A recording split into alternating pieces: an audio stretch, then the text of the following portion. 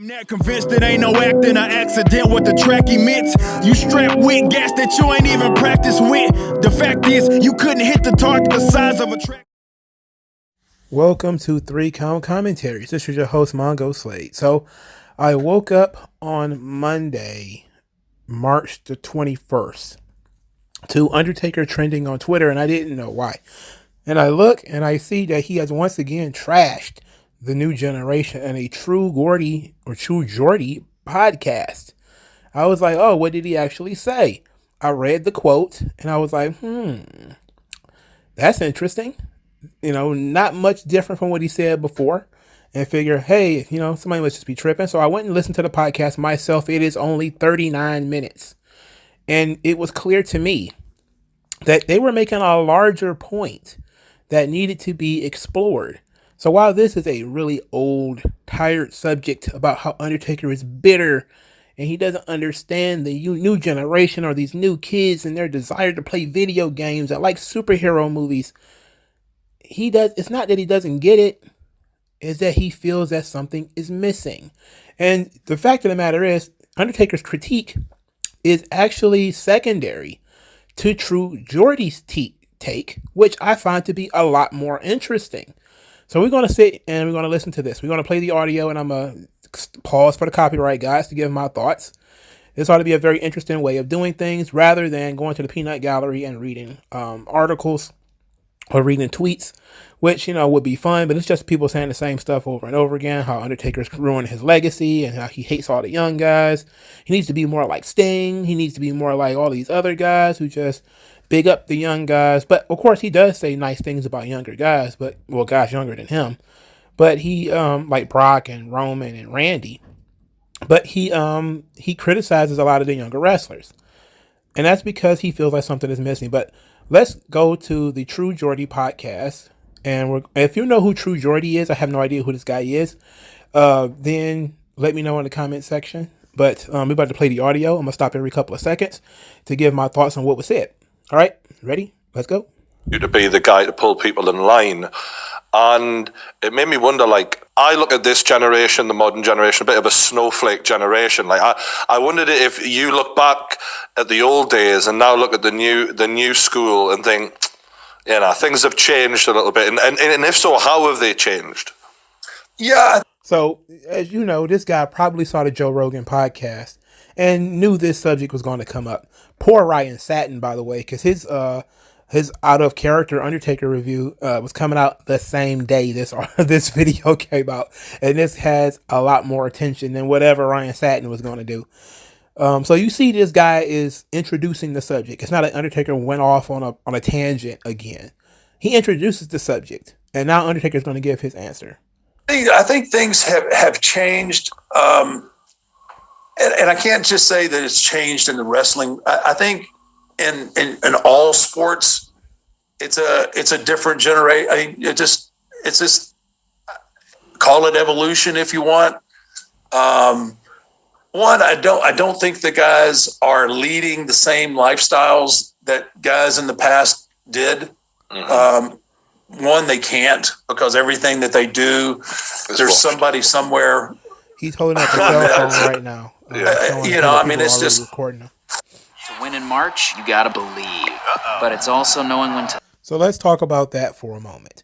He said in all sports this changed, and the first time as soon as he said that, my mind automatically goes to other major sports. Now, I was writing a long tweet about this. It was like 8 or 9 tweets that was linking these things together. I don't think I actually published it. I was actually doing something else at the time.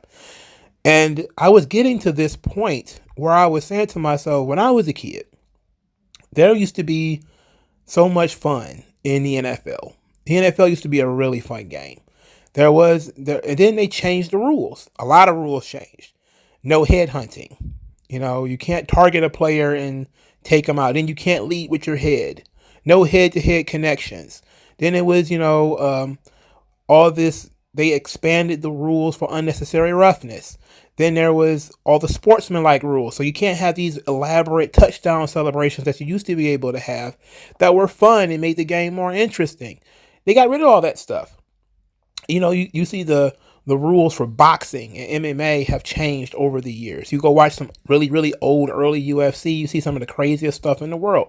Big fat guy versus a small dude in a gi. It was so strange.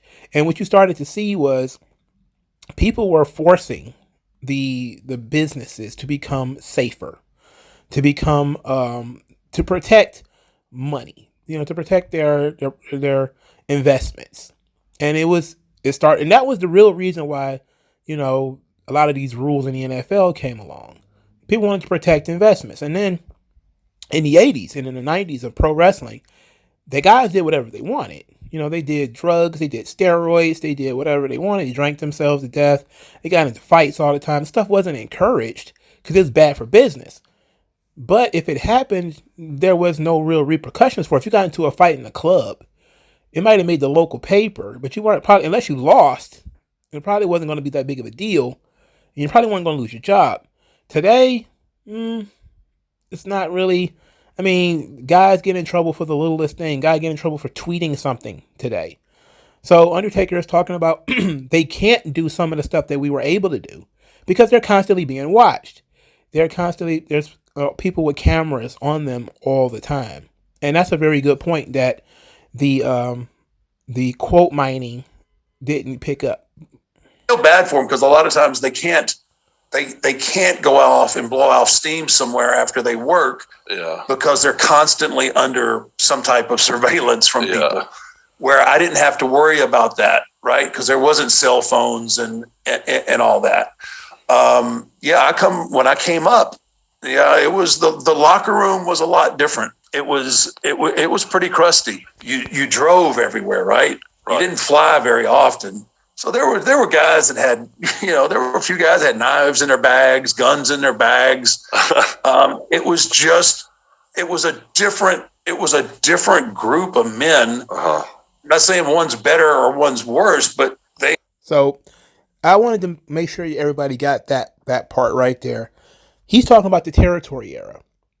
The Undertaker, I think he debuted while World Class Championship Wrestling was still on the air. So this would have been the late 80s.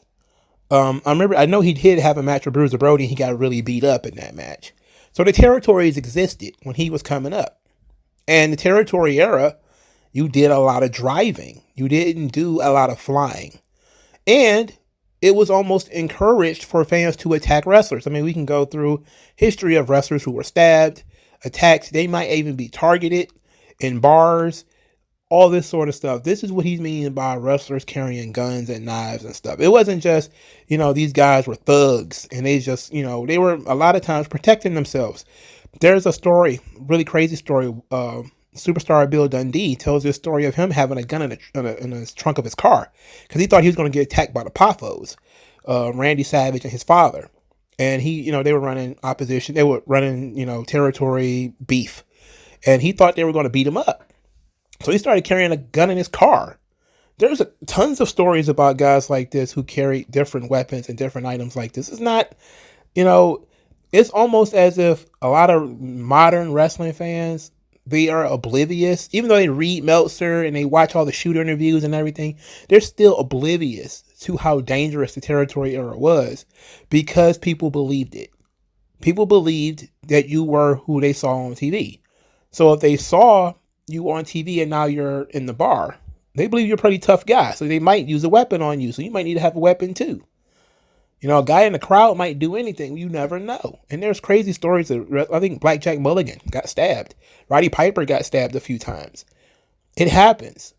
It was a regular occurrence. This wasn't the guys were out there knifing each other. It was, you never know who the hell is going to come out of the dark and do whatever to you. So you needed to have a knife or a gun on you, and it made sense for you to do so.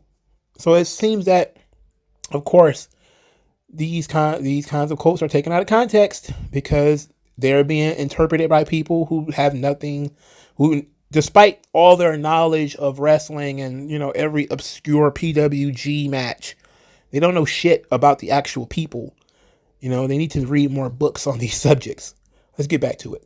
You just had a different way of settling things, right? Like, if there was a disagreement, they'd go into the shower And that's where everything got handled, right? Either you discussed it, you come to agreement, or you threw down, or, just like what happened to Brody over in Puerto Rico. I mean, he got stabbed and he died, over a disagreement. So, Bruiser Brody, obviously, we did a video on this when I did the Bruiser Brody book. It was a financial disagreement. Brody felt like he was maybe owed more money, and he was consistently getting into it with this guy for years anyway. This Invader One who ended up stabbing him. So he became a cautionary tale for a lot of guys in terms of those backdoor arguments, those backdoor quote unquote discussions, because Brody historically was, and I don't mean no disrespect, but he was a bully. There's tons of stories of Bruiser Brody bullying promoters. When he slapped Dick the Bruiser, and he did like all kind of crazy stuff to people. It was inevitable, to be quite honest, that somebody was going to do something to him, because the guy was huge. He was like 6'6" or something like that. He was a big dude, 300 pounds. He's a big guy, and he was known to throw his weight around. So it was inevitable that something was going to happen to him. But this also really validates what I just said. Guys never knew. Like, when you listen to the stories about Bruiser Brody, it sounds like a hit. Like JFK or something like that. Like he was lured into the shower and then stabbed, by a guy with a knife wrapped around a towel or something like that. And that's very well what it could have been. I wasn't there. I was a baby when this happened. So, but these kinds of things were regular occurrences. You never really knew what was going to happen when you're dealing with some of these guys, because they like to intimidate each other, because they like to apply themselves, like let's say, in ways that are physical. And it was a very dangerous business. And this is going to lead to what they're really talking about in a few minutes. It's pretty serious shit, that. Oh yeah, man. It was. I mean, and that was common fare. I mean, not to that degree, but there was a lot of that happened back in the day. It was when I'm breaking in. I'm talking about the late '80s and even before. Those guys didn't put up with any kind of crap, right? And weren't afraid, to call somebody out. I think for the record, there was also a story of Harley Race pulling a gun on Hulk Hogan because they was running in St. Louis and Kansas City. So it wasn't just like no name guys. It was a bunch of stars too that was doing crazy stuff. And this was the territory era. Again, people think Undertaker was created in 1990 and then came out of nowhere. It's like, no, he had a career before that. Like he had a career before he was in WCW. He was Mean Mark Callis before he even had a career before that. So he was on the territories during that era. So this kind of thing, and even though he was on the tail end of it, like there's guys who are a little bit older than he is that could tell you some really wild stories too if you really to listen and pay attention to the stuff that they were saying. Today's athlete is just that. They're athletes. They've been trained to do this, and I don't think they have this. I'm sure there's some, but I don't think they have the same bad habits that a lot of us had.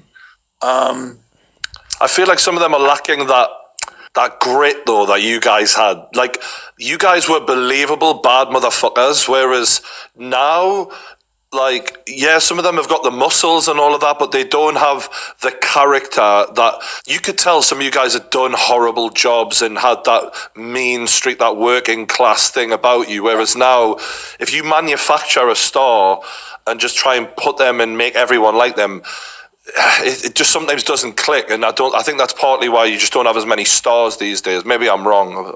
All right, so I like True Jordy's point here. This is the point I was talking about before. He was talking about working class character. This is something that I think went over. A lot of people skipped this part because they were talking about the grit.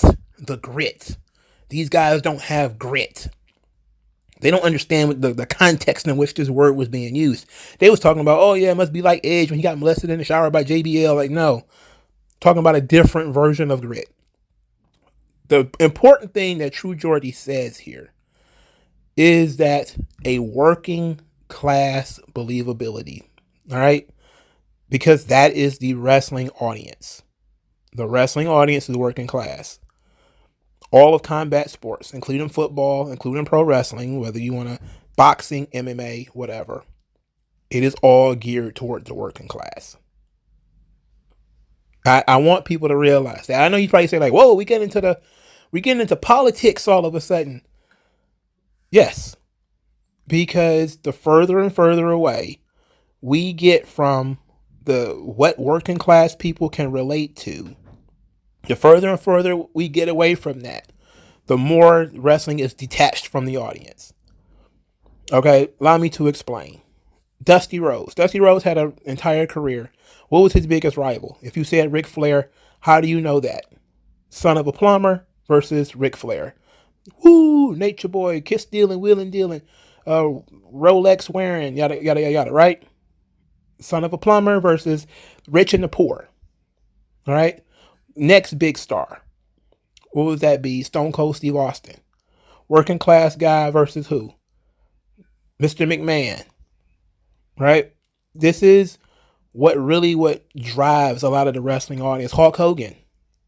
People don't see Hulk Hogan as being a working class hero, but he was. Hulk Hogan believed in everything that the average American of the 80s believed in. God and country. God, country, and loyalty. So you either see Hulk Hogan battling foreign menaces like the Iron Sheik or Nikolai Volkov, somebody like that. A friend who's turned their back on him and betrayed Hulkamania like Andre the Giant or Paul Orndorff. Or Hulk Hogan is defending Hulkamania as if it is a religion. That's simple. That's the Hogan story. Hogan talked about things that the average person can believe in.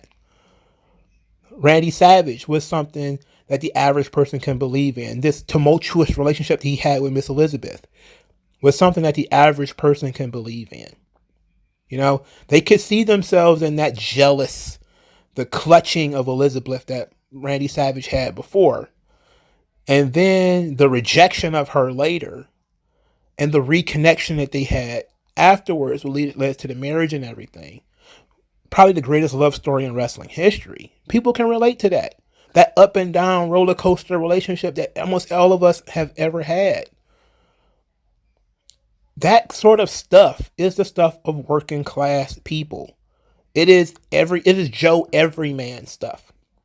And going back to my earlier point, when you have these subjects, like these working class subjects, it brings in a certain audience. And we talked a lot on this channel about Guy Evans' book Nitro and how the elites, advertisers in this context, how they view wrestling fans. Poor, uneducated, mostly minority, stupid, low education, not the kind of viewers they want for their network. That has been routinely the case for wrestling fans.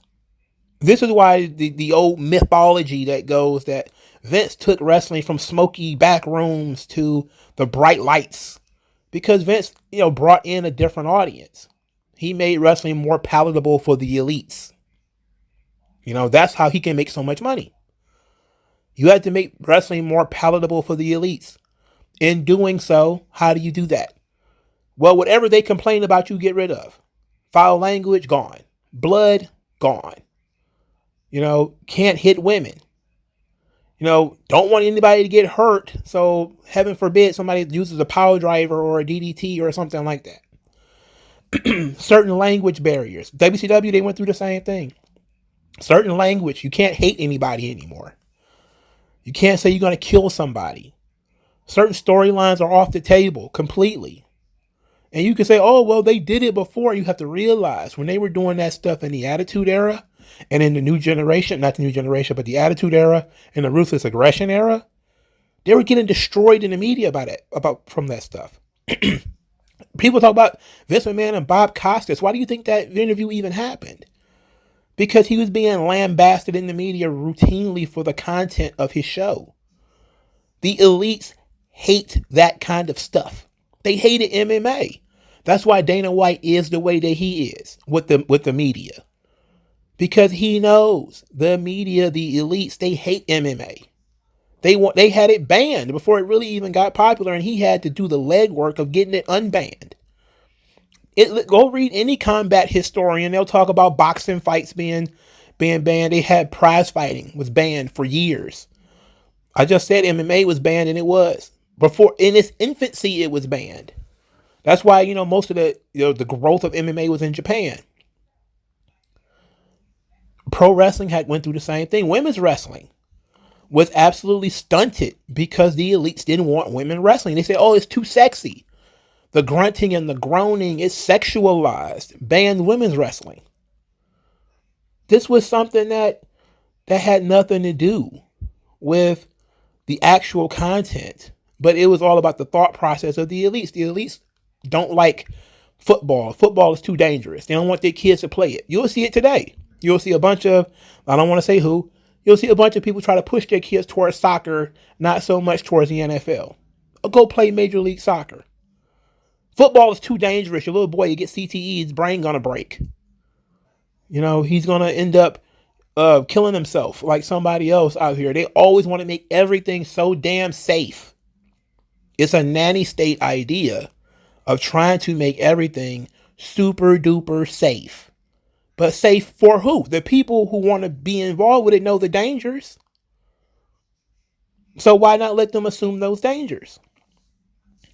In any event, the point here is that the grit in wrestling comes from a relationship that the working class have with their own entertainment. And you will see routinely, again and again, working class entertainment focuses on the working guy. The guy who, Fred Flintstone, the Homer Simpson, that guy. And sometimes wrestlers can have that guy too. He's just be a little bit more like Stone Cold Steve Austin, a little bit more muscular, or whatever the case may be. The story is still going to be man versus machine. His relationship to money, his relationship to his job, his relationship to wider society, his relationship to the elites. We have completely divorced ourselves from that. And now wrestling is no more sport, even a pseudo sport. It's now more art form, right? It's all artistic endeavors. And this is part of Vince McMahon's creation of everybody has to look like a movie star, and the guys are getting smaller and they're becoming less and less charismatic. It's just like Hollywood. I think I said this before. It's becoming just like Hollywood. Guys are being cast off the look and they have zero personality. And it's not just WWE. It's pretty much most wrestling companies now, with the exception of maybe GCW. But let's complete this and see how much more of this we can do.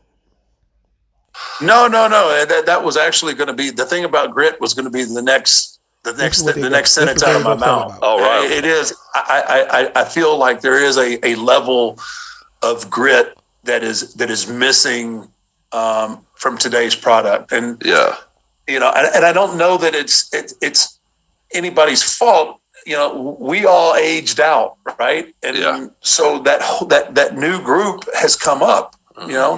But it to your point though, when you watch Brock wrestle, you're interested, like, because he's got this background not only as an amateur wrestler, professional wrestler, mixed martial artist. Brock doesn't do a bunch of crazy moves. Brock manhandles your ass. Yep. You get in there and you get thrown around and you get smashed. Yeah. All right, but here's another thing that he left out that actually ties into True Jordy's point.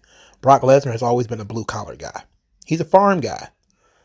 Sid was another one. Simple stories, simple guys. They're big, jacked, they beat you up. Period. All the extra acrobatics, not really necessary. Does it help? Sure, sometimes. But the rest of the stuff is all about simple stories that the average Joe can understand. It doesn't need to have 100 callbacks to things that happened 10 years ago or 2 years ago under a different promotion. Not necessarily, but it needs to be simple.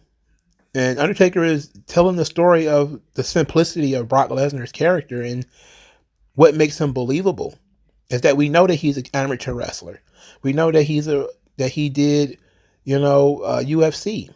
So when Brock Lesnar picks up a car door and he's chasing you with it, you're like, holy shit, not only is this guy a huge, jacked up monster, but we know he's a legitimate badass and legitimate killer.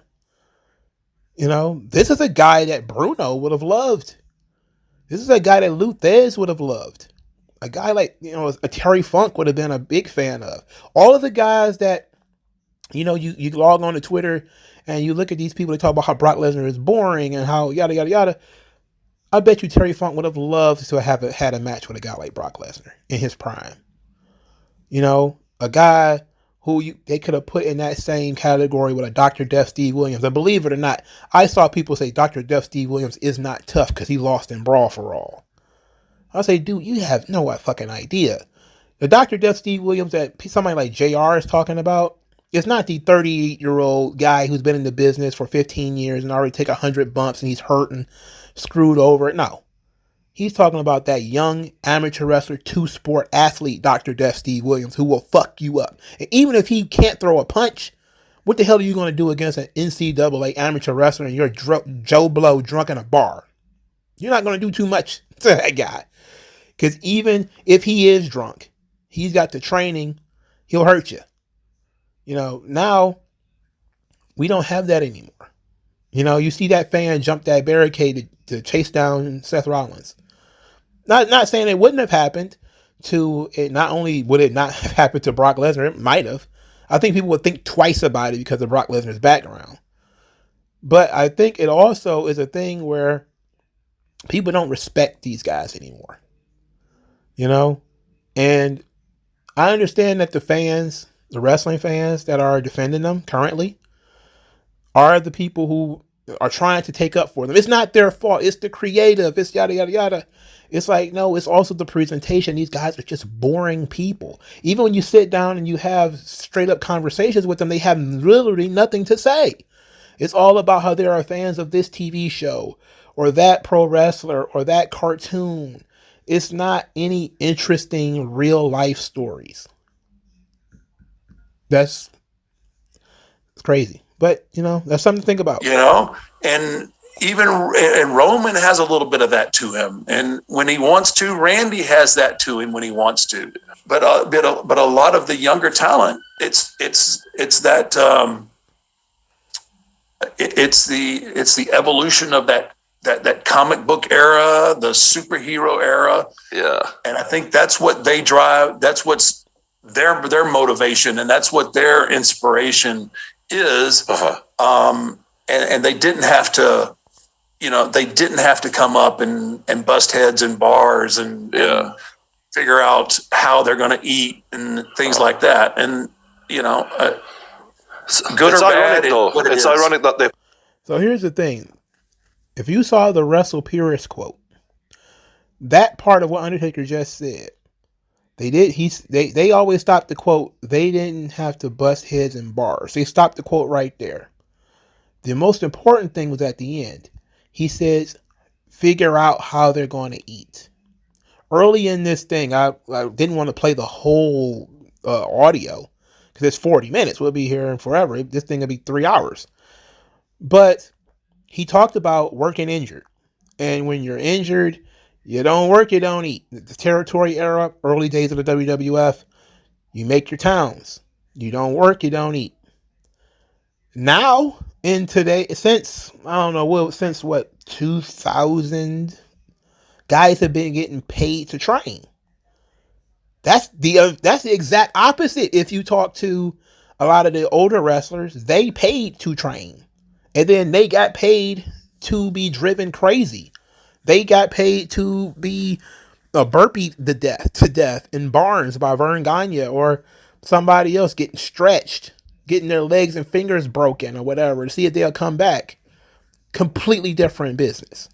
Now you're paying people to show up.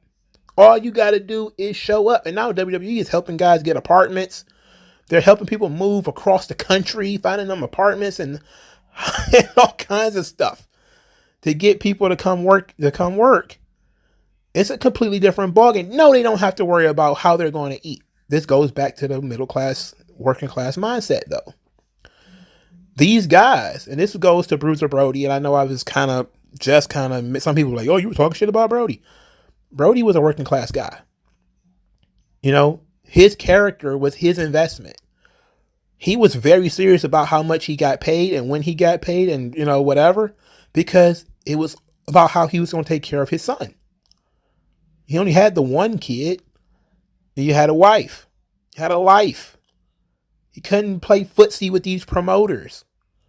You know, all of the games and the back door back in the days, you probably wouldn't get paid, or the promoter pays you whatever he felt like paying you. He wouldn't even pay you the agreed upon rate. That kind of shit. He couldn't have played that game. Some people don't play that. You know, some guys you might be able to get over on them on that. Other guys, no. Because this was about how they made their living. That's the grit that they're talking about. The strength of character that they're talking about.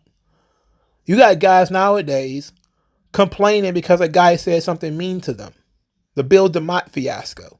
Oh, he said mean words to me. I can't believe it. I'm going to tweet about it. I'm going to send me a letter to corporate. And now we're surprised that the entire business is full of snowflakes and weirdos who cry on Twitter. Are we surprised? No, I'm not surprised at all. The more I read about wrestling history, I can see that visceral change from guys who were paying because they wanted to be in the business and they wanted to be part of the boys club. And being part of the boys club meant building camaraderie. Building camaraderie meant going to the bars with guys. It meant hanging out. Sometimes you did shit you shouldn't have been doing. You screwed around on your wife. You maybe did some drugs, whatever the case may be. It was part of building a camaraderie with these guys. That's why when somebody like Scott Hall dies, so many of them are so upset because they knew him. They were in the locker room with him. They went out and they partied with him. He maybe went a little further than they did, but they were still hanging out. They were gelling together almost like soldiers.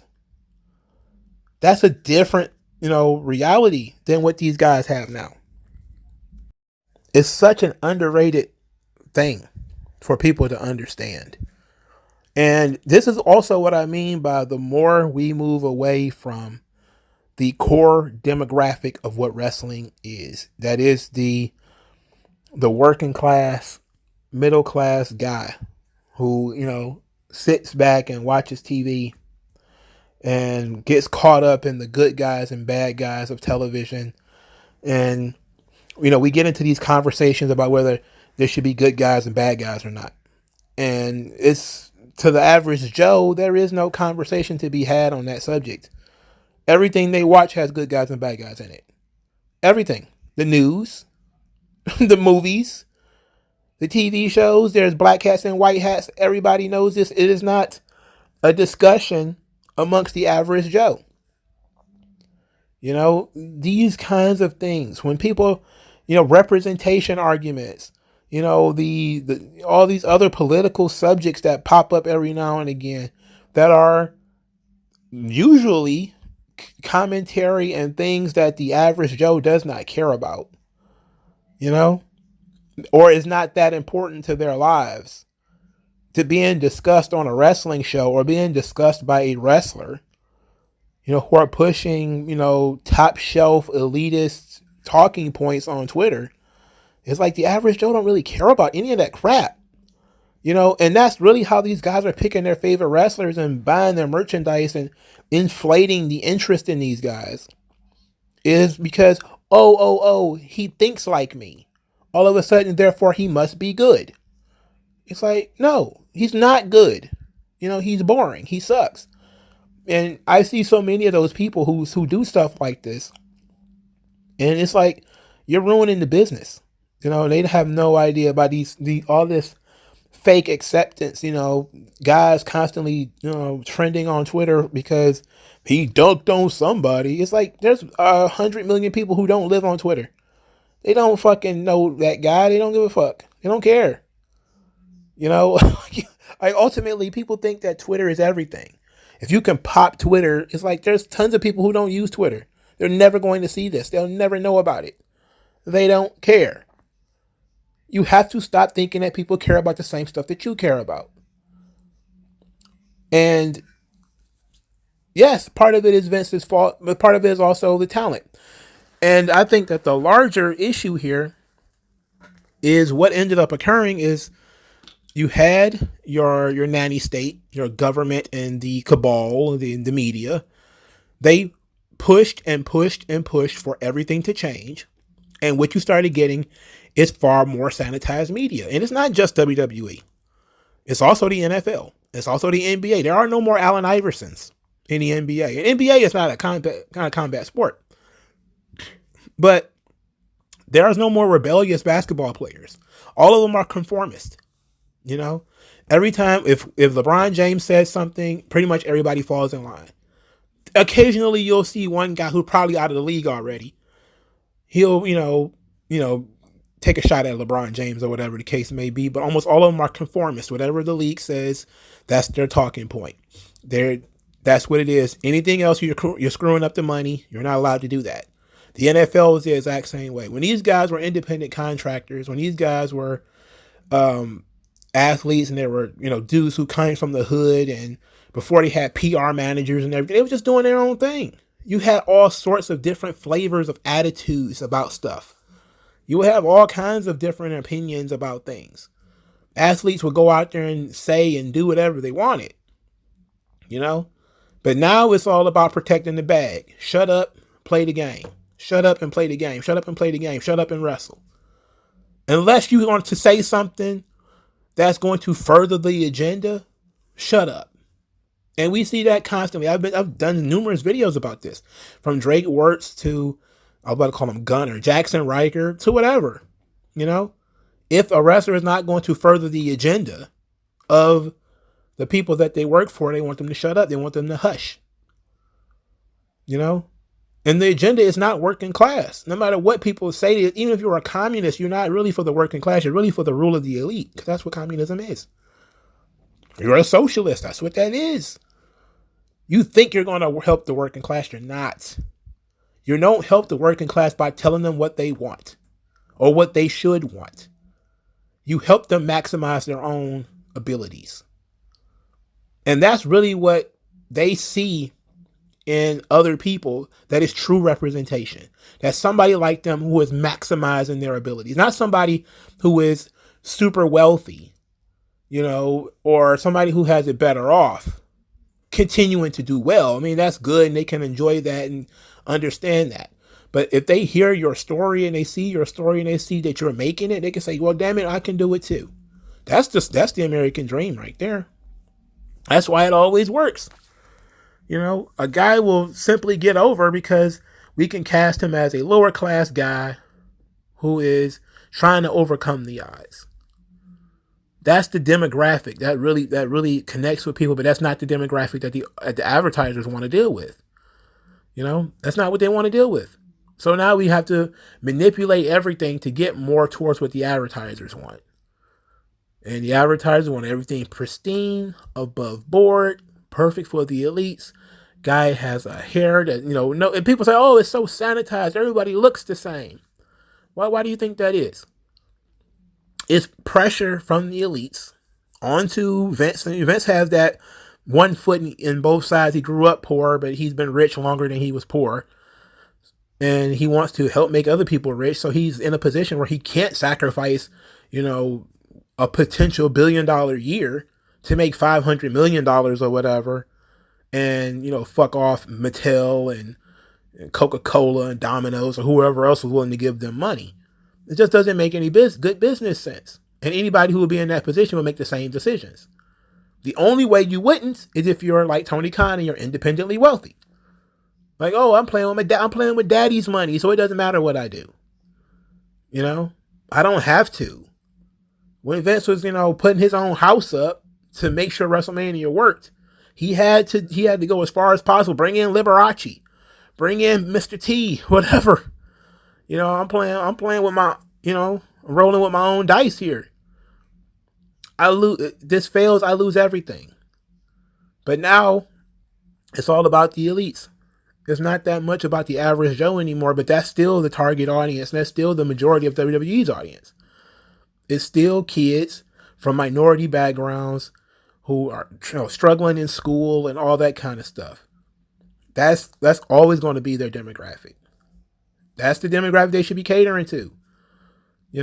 Not these, hoity-toity weirdos who, write wrestling magazines and, with gay pride flags and they, them, and, all that shit. Like, that's not stuff that people care about. The average Joe, that's not stuff that people care about. That's artsy, fartsy, weirdo shit, and they don't care about that. And that's really the thing that really bothers these people.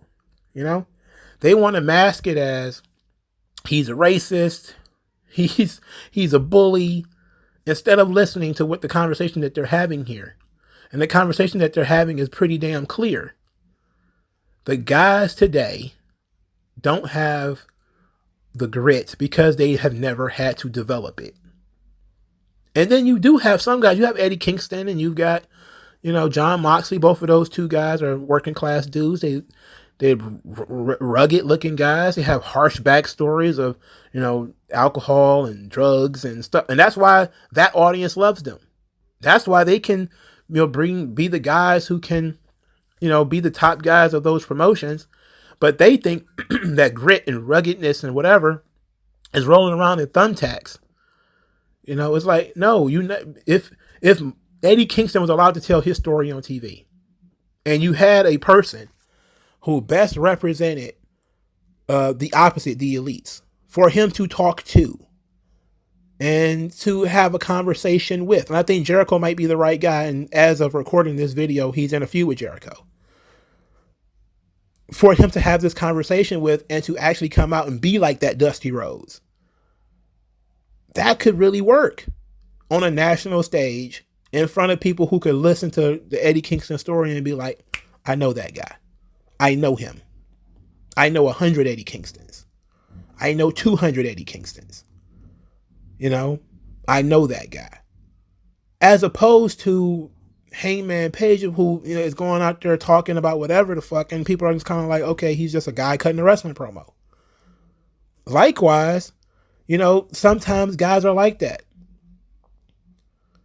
If that's the true connection, that's not popping for a moonsault. That is, I recognize something about this guy as something that I see in my own life.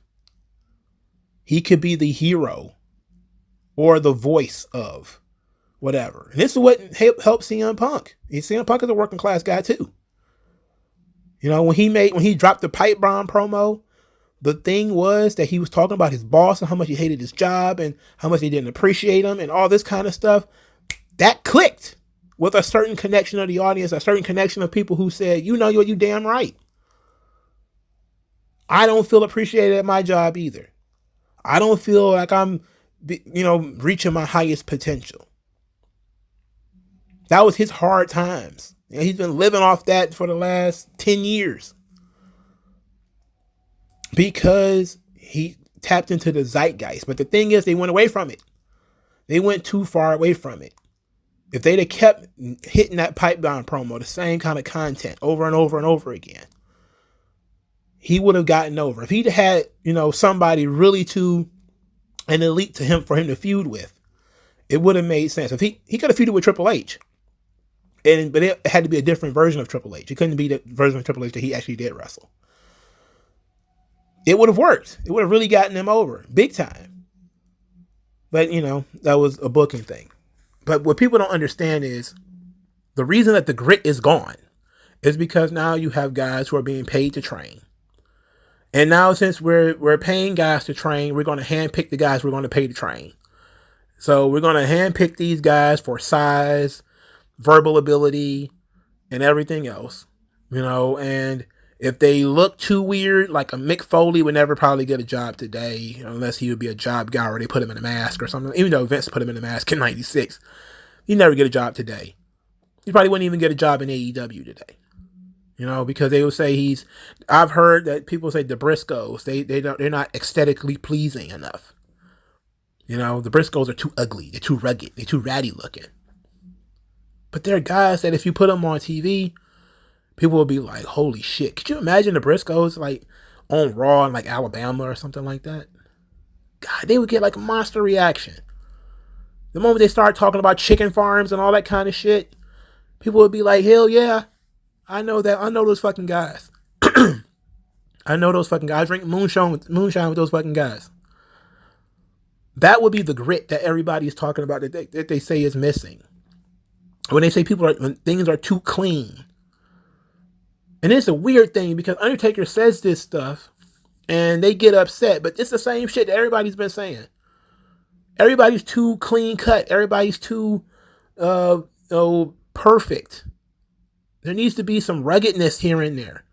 There needs to be some ugliness here and there. There needs to be a bruised rose in there somewhere where there's a guy who's flawed and kind of fucked up in a little bit, you know.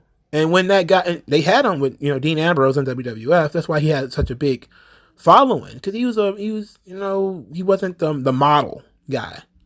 He was an average looking Joe who could take a beating and keep coming.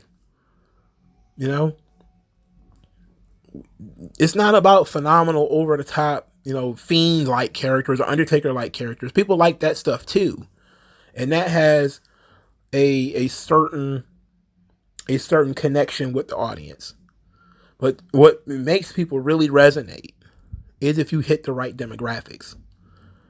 And True Jordy and Undertaker really hit the demographic argument hard. And it went over people's heads because they were so offended by the lack of guns and drugs and knives or whatever.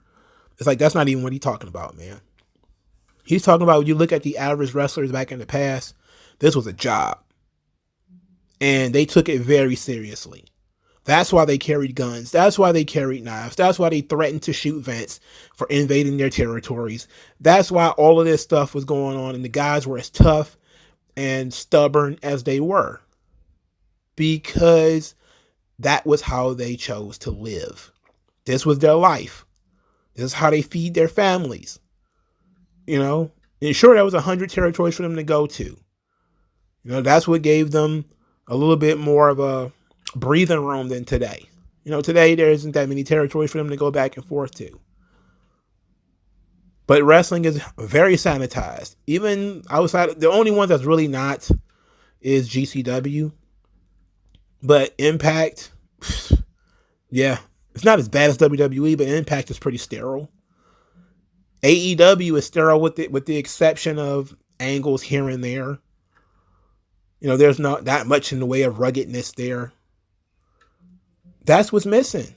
And what is wrong with saying that? And again, Undertaker isn't the only one who's ever said this. Up at the World Gym, on the way to the gym, the big man, stop, get the Heineken.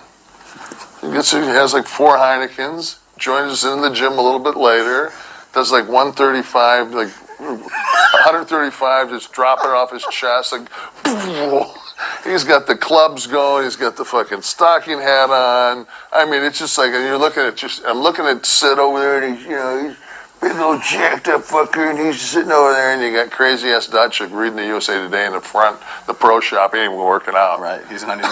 He's not, and you're just looking at it going, and you look at it and you say to yourself, these are pro wrestlers. The circus is in town. These aren't sports entertainment guys. Yeah. This is a fucking, these are characters that you couldn't fucking create if you were doing a skit.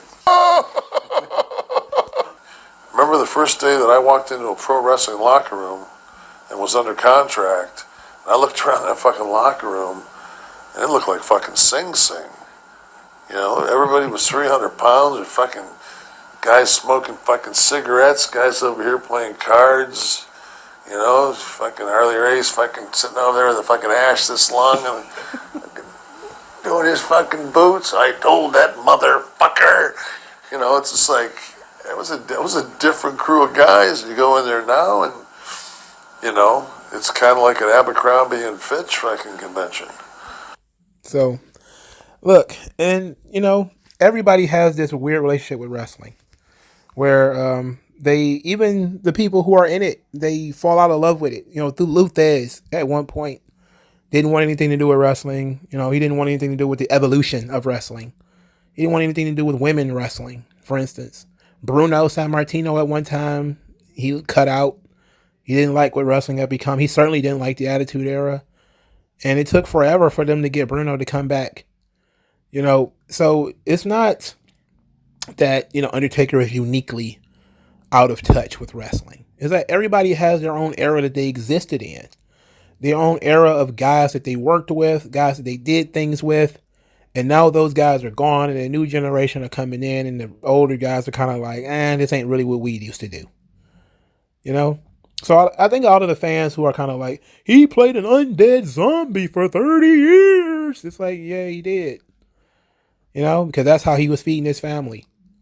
But that wasn't his first idea. It wasn't the greatest idea he ever heard until, he actually started doing it and making his own thing.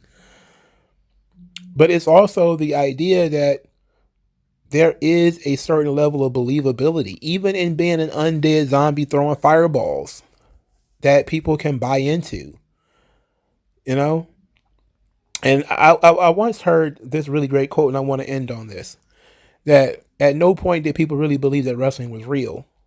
It's that people didn't care, And I think that that's, probably the best way of recognizing it. Is that sometimes you do have people who legitimately believe. But then there was other people who kind of like, this is bullshit, but I love it anyway. And I think the 80s kind of led people down that path where everybody kind of knows, okay, now we're all in agreement this is bullshit. There was a certain level of people who were watching wrestling and knew it was horseshit from the beginning, from the 30s, 40s, whatever. Even some of the sports writers that they was following along, they were like, okay, this is horseshit, obviously, but you can't punch a guy in the head 42 times and he come back the next week, Not when in the real world somebody get punched in the face and they lose a tooth or something like that. And I think that implicit acceptance that we all watching entertainment, yes, that's had a ripple effect.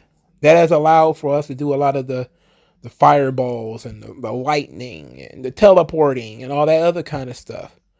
But ultimately, the worst thing that came out of modern wrestling is detaching it from its unique fan base. The people who really want to see this stuff.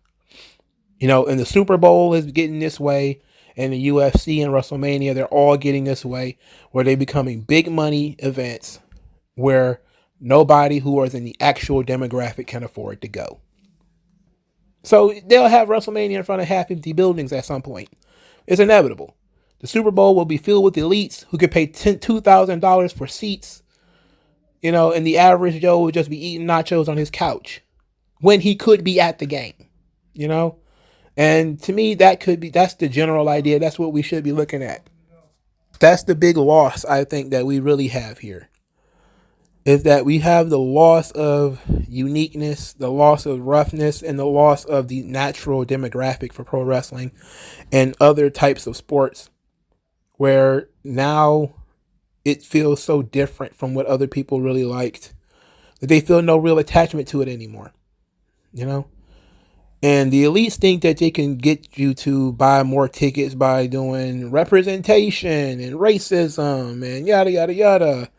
But in reality, people just want something real. To point to a person and say, I know that person. I can feel what that person is saying. I can feel what that person is doing. I believe in her or him. It could be a her too. And we just don't see a lot of that. And part of it is the companies, and part of it is the wrestlers themselves. The kind of guys who get into wrestling these days are the kind of guys who are into comic books and video games. They're not exactly athletes. Or some of them are athletes, but not high-level athletes. And to a degree, they feel threatened by the revolution of the Braun Breakers and all those guys who could possibly come in and start taking spots. But I'm going on for too long. I'll talk to you guys later, man. Peace.